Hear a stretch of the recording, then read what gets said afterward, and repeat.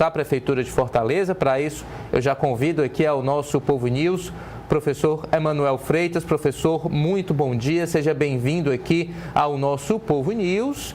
O senhor, claro, deve ter acompanhado aí pelo menos parte desse debate. Já começo com uma pergunta direta na sua avaliação. Quem se saiu melhor nesse debate e se, na sua opinião, ele vai ser capaz aí de influenciar o voto dos indecisos ou mesmo aquelas pessoas que declaram voto em determinado candidato, mas estão aí com alguma predisposição a mudar. A pesquisa Datafolha mostra que esse percentual de eleitor gira aí em torno de 10%. Muito bom dia. Bom dia, Ítalo. Bom dia a todos os ouvintes aqui do Povo. Olha, eu acho que o grau de influência de um debate como o de ontem, que começou quase às 11 da noite e terminou por volta de 1 da manhã, o debate em si tem pouca influência pelo horário de sua transmissão. O que vai contar bastante são os recortes que são feitos por ocasião dele. Inclusive, já ali no primeiro bloco, enquanto eu assistia, via também as redes dos candidatos e já tinha cortes lá que o André havia feito, né, com relação àquela declaração do Evandro, chamando o André de meu candidato por 2 vezes. E aí, nesse sentido, respondendo a sua pergunta, eu penso que no meu modo de ver, o vencedor do debate, em termos de comunicação, em termos de saber do que estava falando, era o André. Era visível o nervosismo do Evandro, era visível o seu atrapalhamento.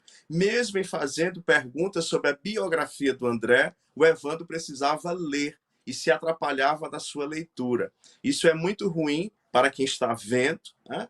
Porque dá a impressão de que o candidato é completamente despreparado, inclusive em relação à biografia do outro.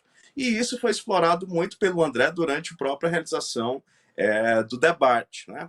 Uma outra coisa é que ficou claro, e eu acho que isso é um erro, que se a candidatura não corrigir, ela corre o risco de ser derrotada de modo muito imponente. Ficou claro que a única estratégia do Evandro é dizer que André é candidato de Bolsonaro, que ele esconde Bolsonaro. Ninguém em Fortaleza desconhece esse fato.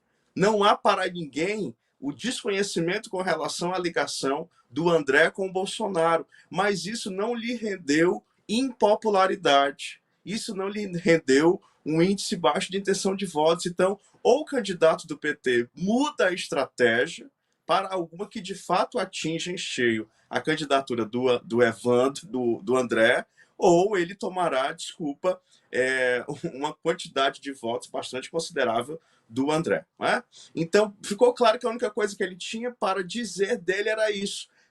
Se você lembrar, até na apresentação inicial, quando os candidatos têm que dizer quem são e por que eles vão ser, eles querem ser candidatos, eles querem ser prefeitos de Fortaleza, até neste momento, metade do tempo do Evandro foi utilizado para falar quem era o André Fernandes, que ele era apoiado pelo Bolsonaro. Então, eu penso que vai ficar a impressão para o eleitor de que a gente tem um candidato de uma nota só. E essa nota só, ela já foi tocada no primeiro turno. Né? Então, ficou claro, é lamentável, inclusive, que a gente tem um presidente da Assembleia que faz parte da elite política do Ceará e que se comunica tão mal num debate eleitoral.